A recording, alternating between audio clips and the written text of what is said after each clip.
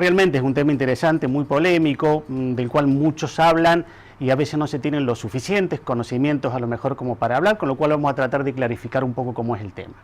El electroshock en realidad en psiquiatría nació en 1938 por un médico que se llamó Cerletti, el cual había visto, casi de casualidad diría, que los internados cuando tenían crisis convulsivas, o sea crisis epilépticas, tanto los depresivos como los psicóticos, mejoraban muchísimo. Por supuesto que uno como médico sabe que esas crisis epilépticas son alteración en la descarga de la neurona, en donde la parte positiva pasa a ser negativa, la negativa positiva, es decir, un flujo eléctrico que genera ese cambio.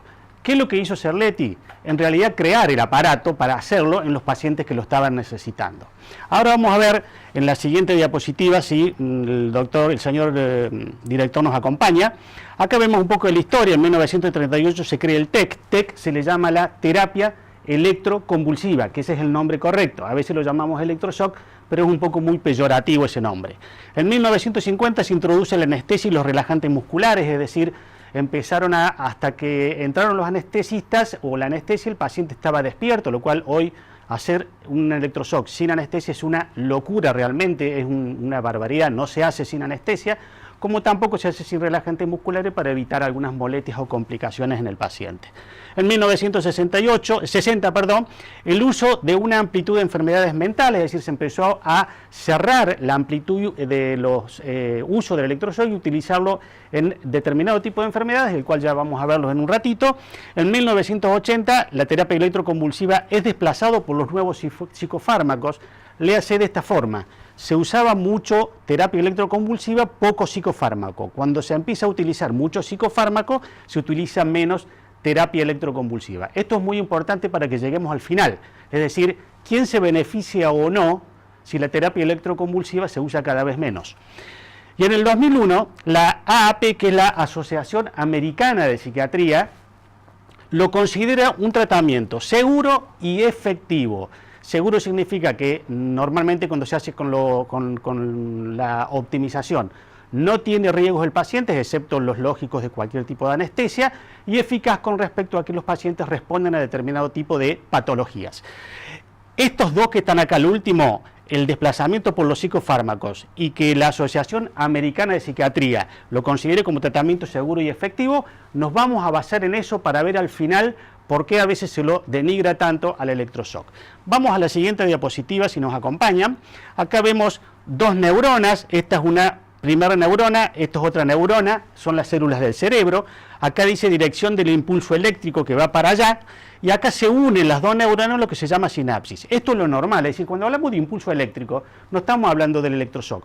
Nosotros los seres humanos somos electroquímicos. Las sustancias químicas en nuestro cerebro corren de neurona en neurona porque la neurona se despolariza, o sea, empieza a cambiar lo que se llama su potencial eléctrico, abriendo los canales para que los neurotransmisores corran de neurona en neurona. En la próxima diapositiva vamos a ver esta unión en grande, lo que se llama la sinapsis. Si pasamos a la siguiente, que es esa, acá vemos la cola de la primera neurona y la parte principal del comienzo de la segunda neurona.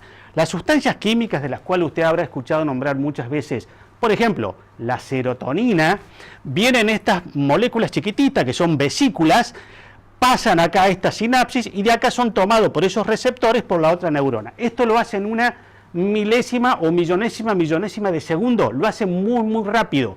Ahora, el electroshock y los psicofármacos, los tratamientos que nosotros usamos, lo que hacen es permitir que estos canales se abran, porque estos canales se abren cuando cambia el potencial de membrana la neurona. Si no lo cambia, no se abre, y si no se abre, la serotonina se queda acá y pasa cada vez menos, con lo cual aparece el síntoma, por ejemplo, en los pacientes depresivos.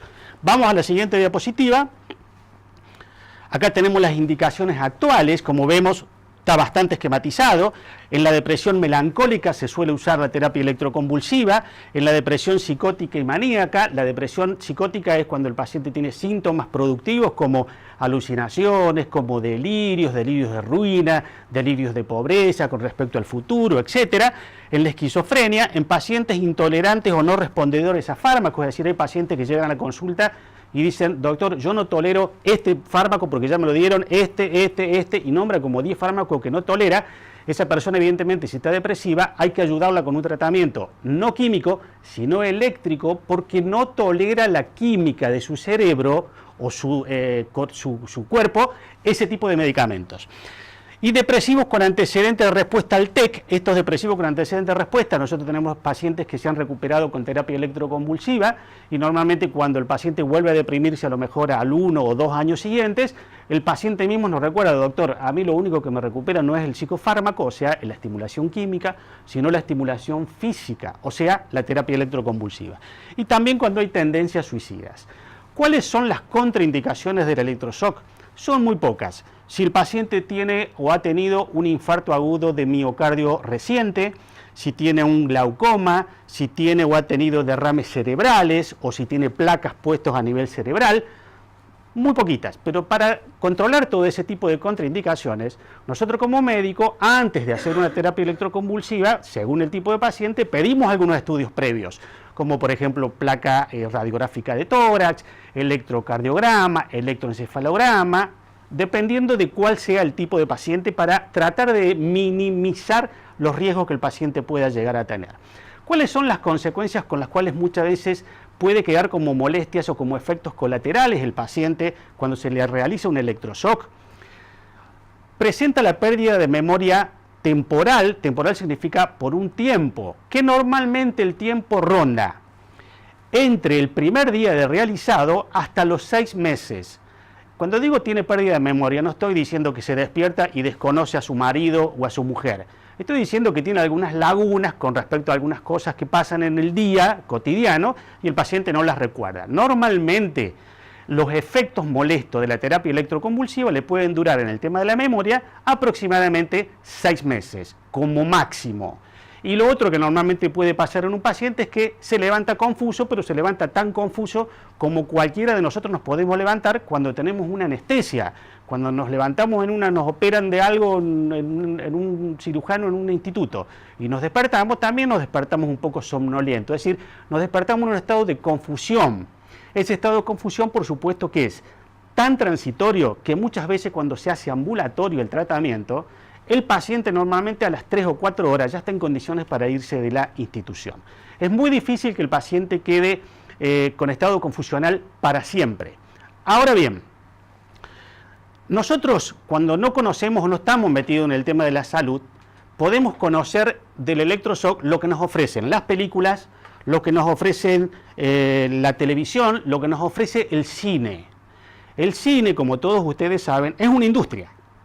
Y muchas veces detrás de esa industria hay otras industrias que apoyan una técnica o una visión determinada para que el espectador salga ya con una opinión formada de lo que está viendo. Hubo una película que filmó Jack Nicholson que se llamó Atrapado sin salida, en la cual a él le hacen un electroshock y obviamente que en función de cómo se hace, le está tirando un mensaje a la gente. Recuerden que en la primera diapositiva dijimos que cuando la terapia electroconvulsiva disminuía su uso, aumentaba el uso de los psicofármacos. O sea que si yo denigro el electroshock, alguien se beneficia con eso. ¿Se entiende lo que quiero decir? Bueno, vamos a la siguiente diapositiva, que es la última, y es esa imagen de Jack Nicholson, es la que se hizo en la película. Voy a marcar 3 grandes errores en este momento. Primero, a Jack Nicholson le hacen esta terapia electroconvulsiva como un método de castigo. Es decir, el paciente se portó mal y como se portó mal, le vamos a hacer electroshock. Primer gran error. Hoy jamás se puede utilizar el electroshock como un método de castigo o coercitivo. Es una barbaridad, es una atrocidad. Pero la gente se va del cine con la idea de que el electroshock es un castigo. Segundo error, mientras están haciendo el electroshock, el paciente está despierto. Hoy jamás el paciente está despierto, con lo cual le evitamos cualquier tipo de estrés postraumático relacionado con el electroshock. Acuérdense que hoy el paciente se anestesia con anestesistas al lado, con enfermeros, con todos los controles adecuados, con lo cual el paciente se levanta sin estrés postraumático. Está dormido y acá está despierto. Y lo tercero es que post-electroshock el paciente se levanta y ¿saben cómo termina la película? Con Jack Nicholson en un estado confusional. O sea que la gente se va con la idea de que el estado confusional es permanente. ¡Falso! El estado confusional dura 1, 2, a lo sumo 3 horas. Pero ya 3 horas creo que es mucho. con lo cual la idea se tergiversa. ¿Que hay intereses? Obviamente que hay intereses. Por eso el electroshock es una polémica permanente.